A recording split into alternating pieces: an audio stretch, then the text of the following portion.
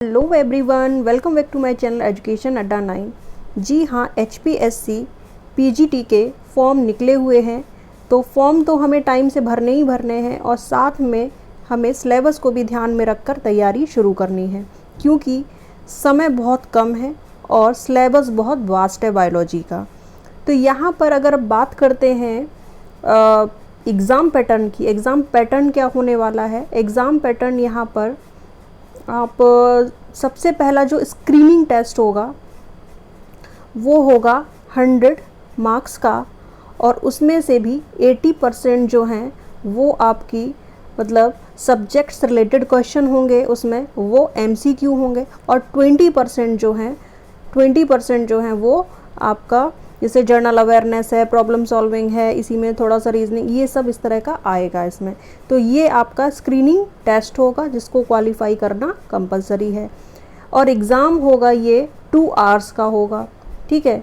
तो इसके अकॉर्डिंग यानी सिलेबस तो हमें पूरा ही कवर करना है, उसी के अनुसार हम तभी MCQ कर पाएंगे, क्योंकि इसमें भी 80% जो है वो सब्जेक्ट्स रिलेटेड MCQ आएगा। दूसरी बात यह है कि जब ये इसको क्वालिफाई करने के बाद सेकंड जो होगा वो होगा सब्जेक्टिव होगा, और सब्जेक्टिव में सब्जेक्ट्स रिलेटेड होगा और डिस्क्रिप्टिव होगा। बहुत लोगों की लिखने की आदत छूट चुकी होती है, यानी कि वो अच्छे से किसी भी टॉपिक को डिस्क्राइब नहीं कर सकते, और डिस्क्राइब मतलब उनके माइंड में है तो वो उसको लिखें कैसे, कभी कभी ऐसा होता है। तो आपको क्या करना है कि जो भी पढ़ेंगे आप, कॉन्सेप्ट बहुत क्लियर होना चाहिए और उसको आपको लिखने की आदत भी डालनी चाहिए। हर टॉपिक को आपको लिख के इसको देखना है, तभी आप जो है दोनों की तैयारी कर पाएंगे। अगर कॉन्सेप्ट क्लियर है तो आप MCQ भी कर पाएंगे ईज़िली। तो यहाँ पर सब्जेक्टिव जो होगा वो होगा 150 मार्क्स का होगा, ठीक है। यानी उसमें आपको डिस्क्रिप्शन देना है, यानी जो भी है, अगर क्वेश्चन पूछा गया, मान लो अपप्टोसिस है तो अपप्टोसिस क्या है, और उसी से रिलेटेड जो है और कोरिलेटेड चीज़ें करके पूछ लेंगे, तो आपको पूरी तरह से विद डायग्राम अगर आप देंगे कोई भी चीज़ तो उसका इम्प्रेशन बहुत अच्छा जाता है डिस्क्रिप्टिव में हमेशा। तो जैसे कि आपको पता है कि नेट जो होता था पहले वो डिस्क्रिप्टिव ही होता था, और बाद में जाकर वो अब MCQ में आने लगा। तो यहाँ पर अब सिलेबस की बात करते हैं। तो और ये जो सब्जेक्टिव होगा स्क्रीनिंग टेस्ट के बाद जो लोग क्वालिफाई कर लेंगे, तो सब्जेक्टिव 150 मार्क्स का, दूसरा 3 आवर्स का होगा, ठीक है। अब बायोलॉजी के सिलेबस की बात करते हैं यहाँ पर।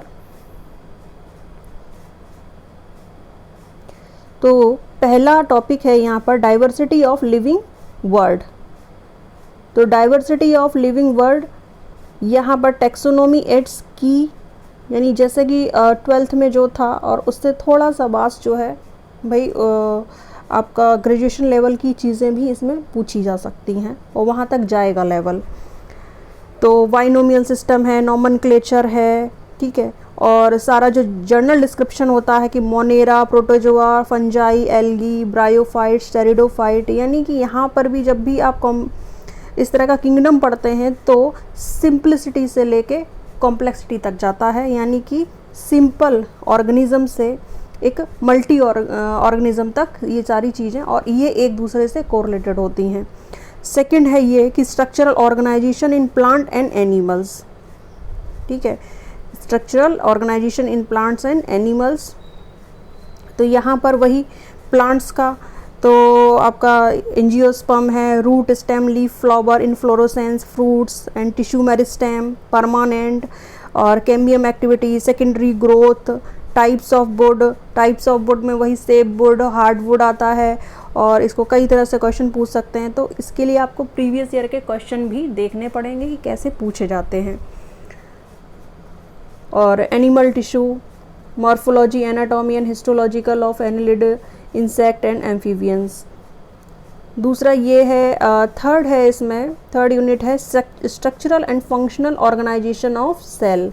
सेल साइकिल हमेशा से बहुत इम्पॉर्टेंट रहा है, और अभी इसमें रेगुलेशन तक तो नहीं पूछा गया है। रेगुलेशन का आई थिंक उसमें असिस्टेंट प्रोफेसर वाली में इसका पूछा गया है, सेल डिवीज़न में रेगुलेशन कैसे होता है, लेकिन यहाँ पर आपको सेल साइकिल है और उसका डिटेल्ड स्टडी पढ़ना है। सेल डेथ वही अपेप्टोसिस, ठीक है। Structure and function of carbohydrate, protein and enzymology, classification and nomenclature of enzyme, the structure and mechanism of action and single substrate and bisubstrate, यानी ये enzymes का है। दूसरा है प्लांट फिजियोलॉजी, ठीक है। प्लांट फिजियोलॉजी में आपका सारा बॉटनी से रिलेटेड आ जाता है, तो वही वाटर रिलेशन है, properties of water in tissue cells, ये आपकी C2 cycle, C3 cycle, C4 और कैम साइकिल, इस तरह की ये जो साइकिल्स होती हैं, जितनी भी साइकिल्स होंगी, तो इनमें एंजाइम्स का बहुत बड़ा रोल है। यानी हर साइकिल में कौन से एंजाइम की प्रेजेंस में रिएक्शन हो रही है, कितना ATP बन रहा है, कितना जो है उसका रीयूज़ हो, उसका जो है बोलते हैं यूज़ हो रहा है, ठीक है, और कितना कंज्यूम हो रहा है, कह सकते हैं यूज़ और कंज्यूम, ठीक है। तो मेनली ATP और GDP का इसका हिसाब होता है, वो आपको याद रखना पड़ेगा हर साइकिल में। और मेनली कितने स्टेप की साइकिल है, ये एक माइंड में हमेशा याद रखना। पता चले 10 स्टेप की साइकिल है, आपको याद है 9 स्टेप, नहीं। तो इन साइकिल्स पर बहुत ध्यान देना है। नेक्स्ट है सेक्सुअल रिप्रोडक्शन। सेक्सुअल रिप्रोडक्शन में वही सब सारा 12th का ही है, सारे टॉपिक्स वही हैं। दूसरा है जेनेटिक्स। सिलेबस काफ़ी वास्ट है इसमें। अगर आपने पहले से आप तैयारी करते रहे हैं, पढ़ते रहे होंगे इसको, तो आपके सारी ये चीज़ें जहन में होंगी। तो आप इसको बस एग्ज़ाम तक अच्छे से रिवाइज़ करिए और अच्छे से नोट्स बनाइए, जिससे कि आपकी लिखने की जो आदत है वो अगर थोड़ी सी स्लो भी हुई हो तो वो और डेवलप हो और अच्छी पकड़ हो जाए, जिससे कि आपको बहुत सोचना ना पड़े वहाँ पर। बायोलॉजी इन ह्यूमन वेलफेयर, तो वही हेल्थ डिसीज़ हैं, इसमें कैंसर है, ड्रग एंड अल्कोहल है, और एलर्जीज़ हैं, ऑटो इम्यून सिस्टम है, humoral immune response, adaptive antigen antibody interaction and principle of biotechnology. Biotech से बहुत क्वेश्चन बनते हैं हमेशा से, और अब रिसेंटली जितने भी एग्ज़ाम हो रहे हैं बहुत अच्छे से पूछे जा रहे हैं।